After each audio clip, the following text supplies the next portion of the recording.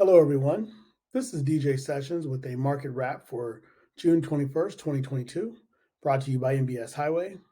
Starting with some economic data, existing homes, which measure closings on existing homes, showed that sales were down 3.4% in May at a 5.31 annualized pace.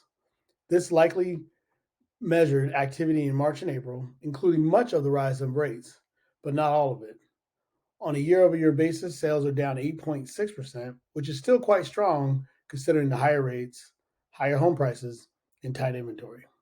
And speaking of inventory, it did increase about 12.6% from April to 116 million homes for sale, which is down 4.1% from last year.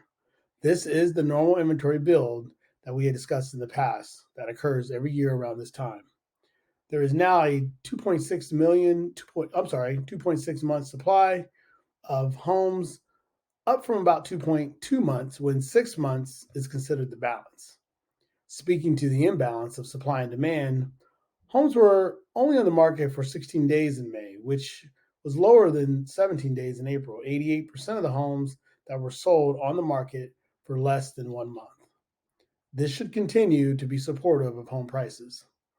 The median home price was reported at 407,600, which is up almost 15% year over year.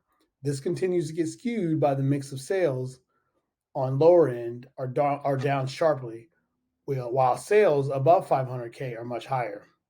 First time home buyers accounted for about 27% of the sales, down 28% from the previous report.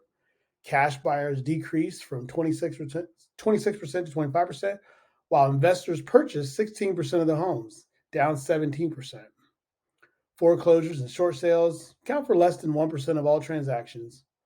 And the CoreLogic single family rent price growth shows that rents have experienced a 13-month consecutive record breaking annual gains in April.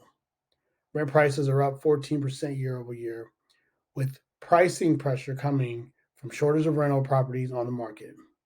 Thank you, everyone. Have a great evening.